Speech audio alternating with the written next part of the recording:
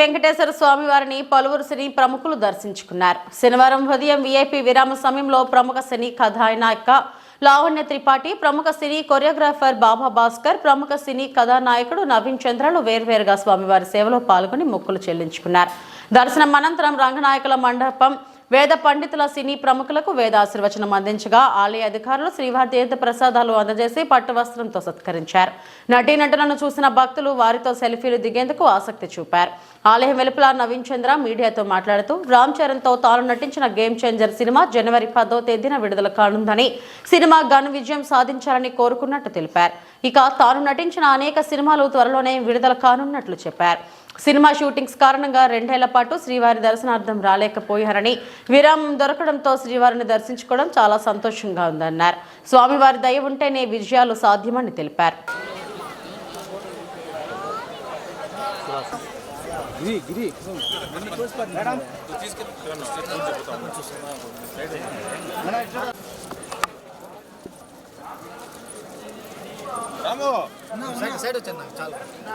బెదరా ఉండి రాదు, బెదరా ఆడ వరకు రావాల్సిన విజువల్ మొన్న కేబుల్ వస్తా ప్రాక్టీస్.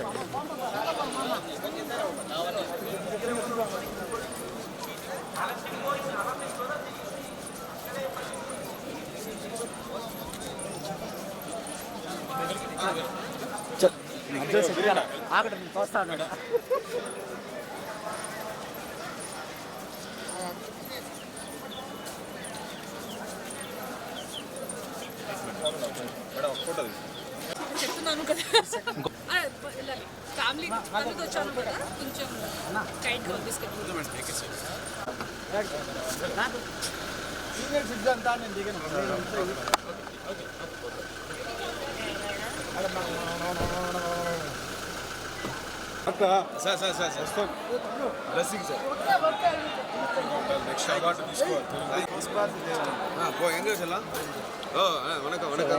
అందరికీ నమస్తే. నేను బాబా భాస్కర్. మన ఫేవరెట్ దిరేనా అంటే ఉండవు. Love you all.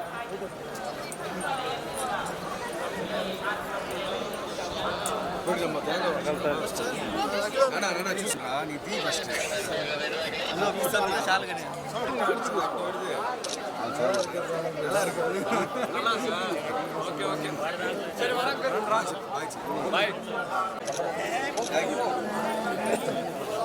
సార్ స్లోగా సార్. బాగున్నారా? Super super. స్లోగా స్లోగావా? స్లో నీకు ఎలా నచ్చాలి చెప్పు. మామూలుగా నడుచుకుంటూ వచ్చాను సార్. మామూలుగా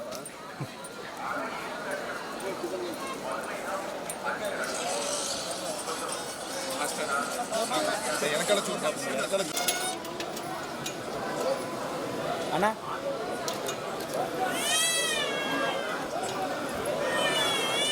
సీనియర్ సిటిజన్ బాబా మాస్టర్ కాదు.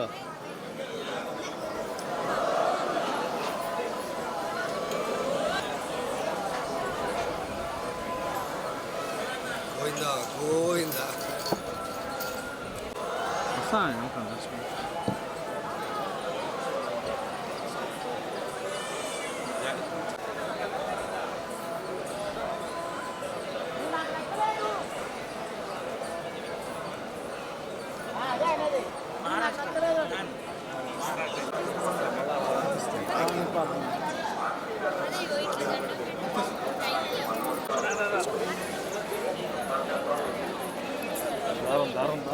आप तीन तीस मन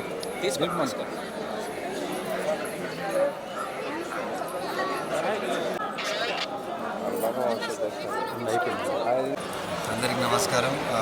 శ్రీవారి దర్శనానికి రావడం జరిగింది. అండ్ చాలా అద్భుతమైన దర్శనం.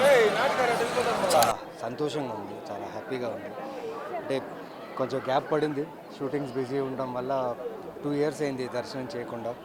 సో ఆయన పిలిచేశారు, వచ్చేసాను. అండ్ చాలా బాగా దర్శనం, చాలా హ్యాపీగా సంతోషంగా ప్రశాంతంగా శాంతంగా వెళ్తున్నాం. సో ఏడుకొండల వారికి, ఇక్కడున్న ప్రపంచంలో ఉన్న అందరు భక్తులకి అందరికీ ఆయన ఆశీస్సులు ఉండాలి, ఆయన బ్లెస్సింగ్స్ ఉండాలని కోరుకుంటున్నాను. గోవిందా గోవిందా. నెక్స్ట్ ఇప్పుడు గేమ్ చేంజర్ రిలీజ్ అవుతుంది January 10th. సో అది కూడా వేడుకున్నాం. ఆ సినిమా నిజంగా బాగా రిసీవ్ అవ్వాలి, ఆడియన్స్కి బాగా రీచ్ అవ్వాలని చెప్పి. సో ఇంకా వచ్చే నా ఫిల్మ్ 11 కొన్ని సినిమాలు రిలీజ్కి ఉన్నాయి. సో ఆ విషయం కూడా దేవుడిని కోరుకోవడం జరిగింది. అండ్ ఆయన దయ ఉంటే అన్నీ నాకు అనుకూలంగా జరుగుతాయని అనుకుంటున్నాను.